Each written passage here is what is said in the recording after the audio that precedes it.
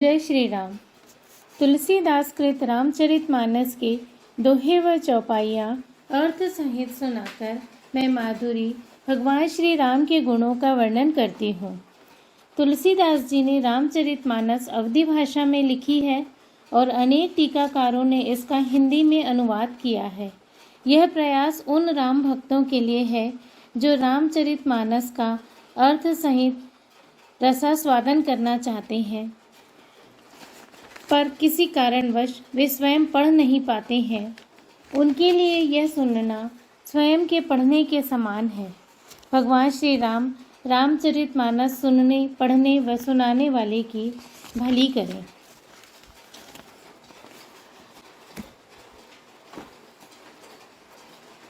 रामचरितमानस में कुल 1172 दोहे, 87 सोरठे व 208 छंद है।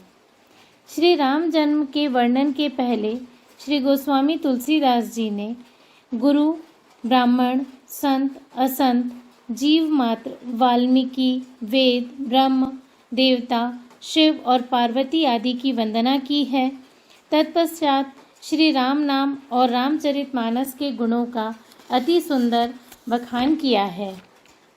भगवान श्री राम के पृथ्वी पर अवतरण की कथा सुनाने के पूर्व महर्षि वाल्मीकि व तुलसीदास जी ने अति आवश्यक श्री शिव सती के वियोग और श्री शिव पार्वती के विवाह की अद्भुत परिकल्पना वर्णित की है।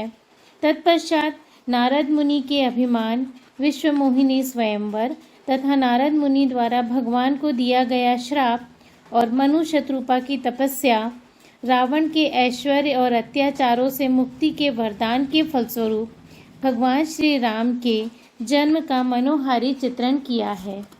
ये वर्णन शांत चित्त होकर आंखें बंद कर सुनने से मन प्रफुल्लित होता है। सियावर रामचंद्र की जय। सर्वप्रथम बालकांड।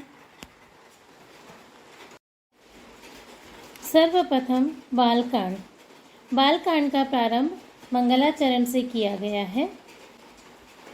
वर्णानामर्थ संघानां रसानां छन्दसामपि मंगलानां च कर्तारौ वन्दे वाणिविनायको भवानी शङ्करौ वन्दे श्रद्धा विश्वासरूपिणौ याभ्यां विना न पश्यन्ति सिद्धः स्वान्तः स्थमीश्वरं वन्दे बोधमयं नित्यं गुरुं शङ्कररूपिणं यमाश्रितो हि वक्रोऽपि चन्द्रः सर्वत्र वन्द्यते सीतारामगुणग्राम पुण्यारण्यविहारिणौ वन्दे विशुद्धविज्ञानौ कवीश्वर कपीश्वरौ। अर्थात अक्षरों, अर्थ समूहों, रसों, छंदों और मंगलों की करने वाली सरस्वती जी और मैं गणेश जी की वंदना करता हूँ। श्रद्धा और विश्वास के स्वरूप श्री पार्वती जी और श्री शंकर जी की मैं वंदना करता हूँ, जिनके बिना सिद्ध जन अपने अंतःकरण में स्थित ईश्वर को नहीं देख सकते। ज्ञानमय नित्य शंकर रूपी गुरु की मैं वंदना करता हूँ, जिनके आश्रित होने से ही टेढ़ा चंद्रमा भी सर्वत्र वंदित होता है। श्री सीताराम जी के गुण समूह रूपी पवित्र वन में विहार करने वाले विशुद्ध विज्ञान संपन्न कवीश्वर श्री वाल्मीकि जी और कपीश्वर श्री हनुमान जी की मैं वंदना करता हूँ। उद्भव स्थिति संहारकारिणीं क्लेशहारिणीं सर्वश्रेयस्करीं सीतां नतोऽहं रामवल्लभां यन्मायावशवर्ति विश्वमखिलं ब्रह्मादिदेवासुरा यत्स सत्त्वादमृषमेव भाति सकलं रज्जो यथा यत्पादप्लवमेकमेव हि भवाम्भोधे स्थितिर्वशावता वन्देऽहं तं शेषकारण परं रामाख्यमीशं हरिं नानापुराणनिगमागमसम्मत् यद् रामायणे निगदितं क्वचिदन्योतपि स्वान्तः सुखाय तुलसी रघुनाथगाथा भाषा निबंधमति मंजुलमातनोति।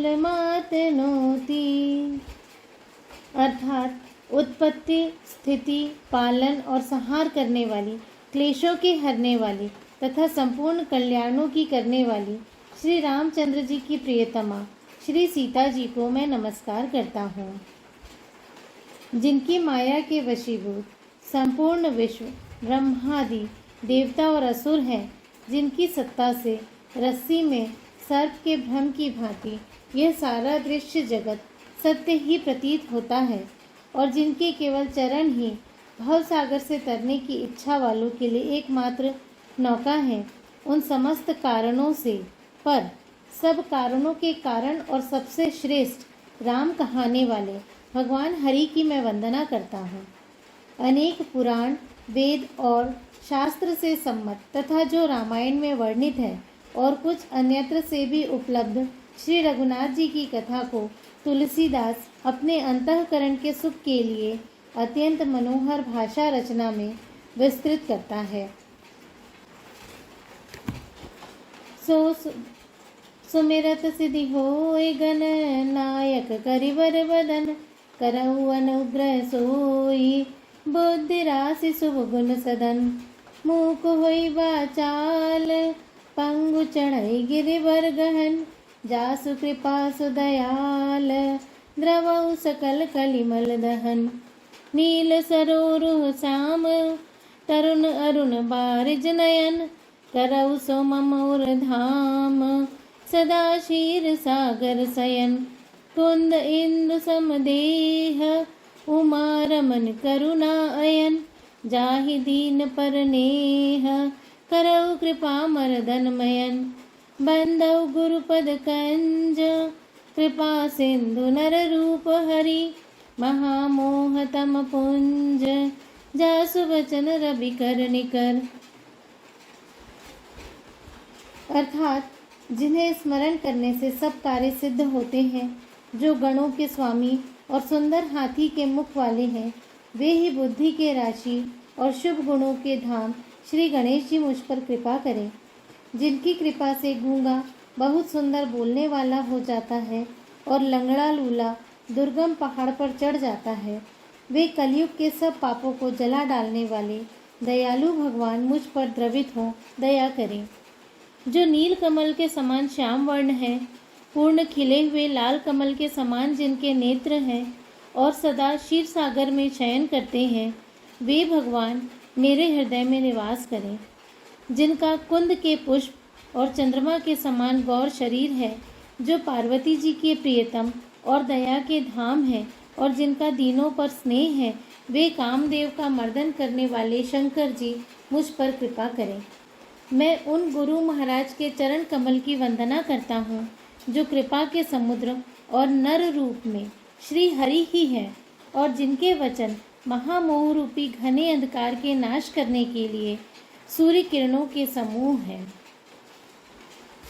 आगे तुलसीदास जी लिखते हैं, वंदौ गुरुपद पदम परागा सुरुचि सुबास सरस अनुरागा अमिय मूरिमय चूरन चारु समन सकल भवरुज परिवारु सुकृति संभुतन विमल विभूति मंजुल मंगल मोद प्रसूति जनमन मंज मुकुर मर हरनी किए तिलक गुणगन बस करनी श्री गुरुपद नख मणिगन ज्योति सुमिरत दिव्य दृष्टि ये होती दलन मोह तम सो प्रकाशु बड़े भाग और आवई जासु उगरहि विमल विमोचन ही के मिटहि दोष दुख भव रजनी के सूझहि राम चरित मणि मानक गुपुत प्रकट जह जो जेहि खाने जथा सुअंजन अंजे दृग साधक सिद्ध सुजान।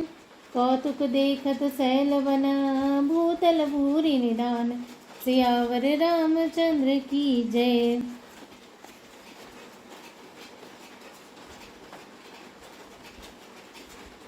अर्थात मैं गुरु महाराज के चरण कमलों की रज की वंदना करता हूँ, जो सुरुचि, सुंदर स्वभाव, सुंदर स्वाद, सुगंध तथा अनुराग रूपी रस से पूर्ण है। वह अमर मूल संजीवनी जड़ी का सुंदर चूर्ण है, जो संपूर्ण भव रोगों के परिवार को नाश करने वाला है।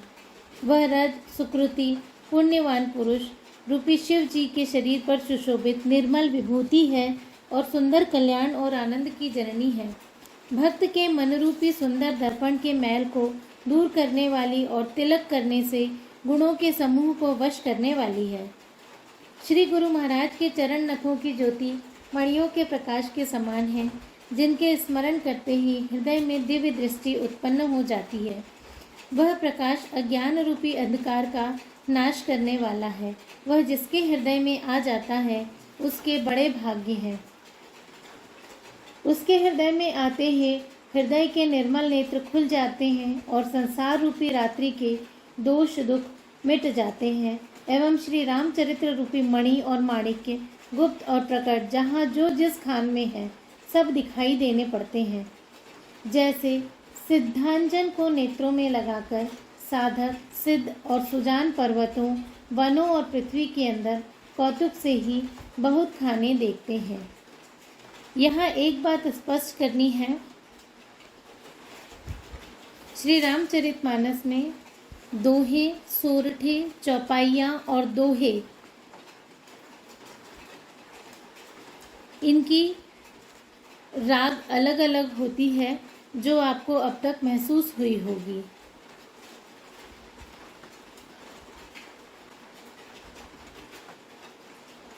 आगे तुलसीदास जी लिखते हैं, गुरुपद रज मृदु अंजुल अंजन, नयन अमी दृग दोष विभंजन।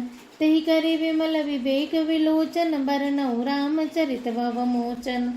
बंधौ प्रथम महीसुर चरना, मोह जनित संशय सब हरना। सुजन समाज सकल गुण खानी, करौ प्रणाम सप्रेम सुबानी।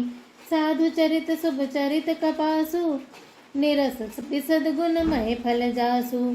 जो सही दुख पर छिद्र दुरावा, बंदनीय जय जग जस पावा। मुद मंगलमय संत समाजु, जो जग जंगम तीरथ राजू। राम भक्ति जह सुर सरि धारा, सरसई ब्रह्म विचार प्रचारा। विधि निषेधमय कलिमल हरनी, करम कथा रविनंदनी। वरनी हरिहर कथा विराजति बेनी, सुनत सकल मुद मंगल देनी। बटु विश्वास अचल निच धर्मा, निरत राज समाज सुकर्मा। सभई सुलभ सब दिन सब देसा, सेवत सादर समन कलेसा। अखत अलौकिक तीरथ राऊ, दे सद्य फल प्रकट प्रभाऊ। सुनि समुझई जन मुदित मना, मज्जई अति अनुराग। लहि चारि फल अछत तनु, साधु समाज प्रयाग। सियावर रामचंद्र की जय। अर्थात श्री गुरु महाराज के चरणों की रज कमल और सुंदर नयनामृत अंजन है, जो नेत्रों के दोषों का नाश करने वाला है। उस अंजन से विवेक रूपी नेत्रों को निर्मल करके मैं संसार रूपी बंधन से छुड़ाने वाले श्री रामचरित्र का वर्णन करता हूँ। पहले पृथ्वी के देवता ब्राह्मणों के चरणों की वंदना करता हूँ, जो अज्ञान से उत्पन्न सब संदेहों को हरने वाले हैं। फिर सब गुणों की खान संत समाज को प्रेम सहित सुंदर वाणी से प्रणाम करता हूँ। संतों का चरित्र कपास के चरित्र के समान शुभ है, जिसका फल नीरस, विशद और गुणमय होता है। कपास की डोडी नीरस होती है। संत चरित्र में भी विषयासक्ति नहीं है, इससे वह भी नीरस है। कपास उज्जवल होता है। संत का हृदय भी अज्ञान और पाप रूपी अंधकार से रहित होता है, इसलिए वह विशद है। और कपास में गुण तंतु होते हैं। इसी प्रकार संत का चरित्र भी सद्गुणों का भंडार होता है, इसलिए वह गुणमय है।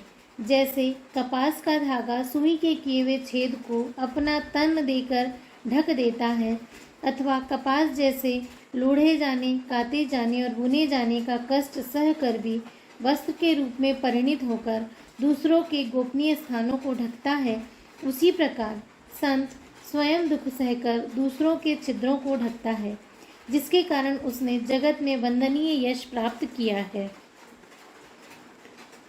संतों का समाज आनंद और कल्याणमय है, जो जगत में चलता फिरता तीर्थराज है। जहाँ उस संत समाज रूपी प्रयागराज में राम भक्ति रूपी गंगा जी की धारा है और ब्रह्म विचार का प्रचार सरस्वती जी है।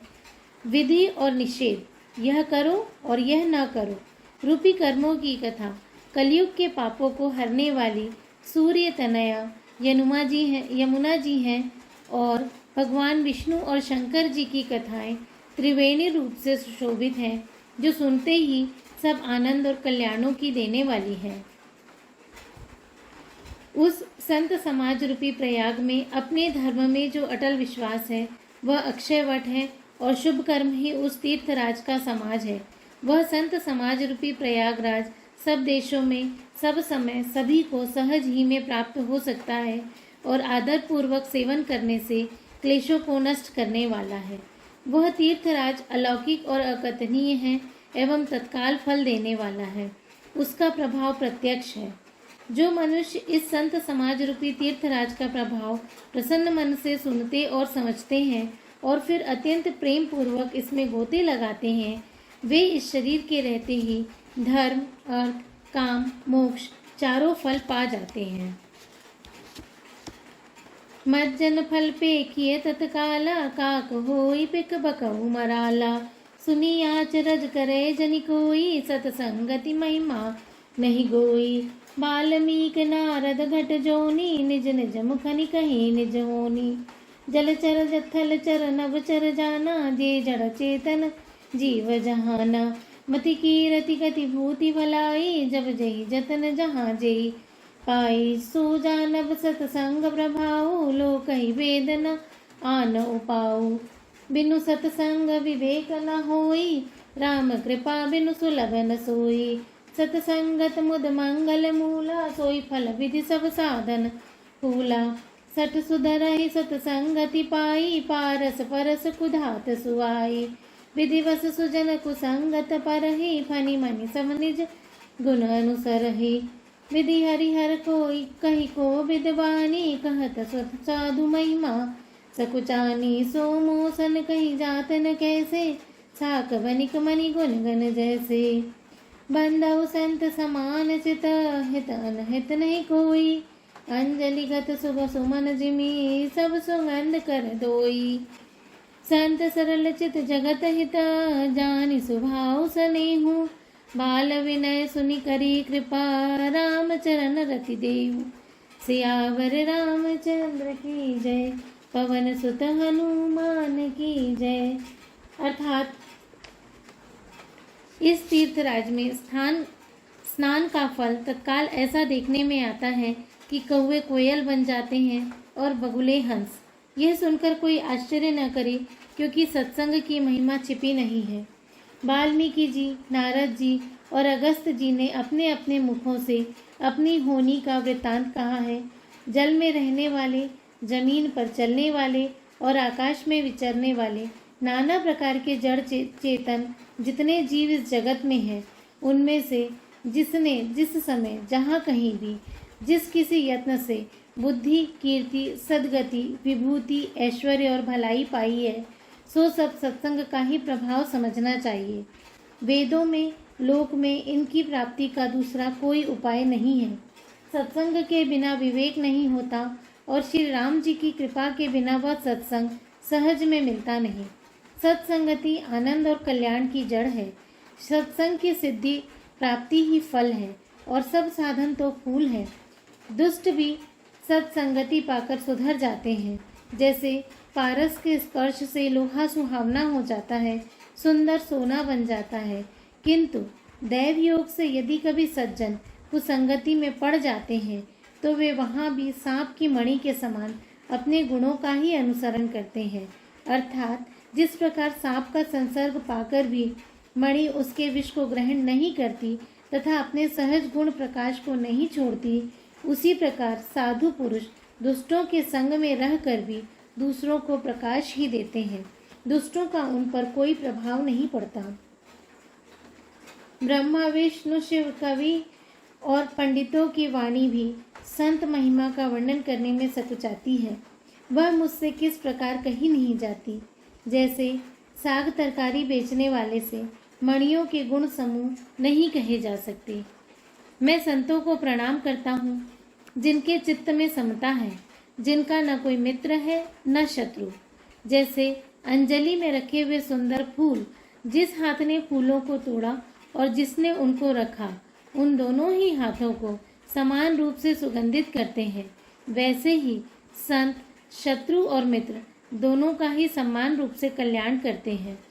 संत सरल हृदय और जगत के हितकारी होते हैं। उनके ऐसे स्वभाव और स्नेह को जानकर मैं विनय करता हूँ। मेरी इस बाल विनय को सुनकर कृपा करके श्री राम जी के चरणों में मुझे प्रीति दे। सियावर रामचंद्र की जय, पवन सुत हनुमान की जय।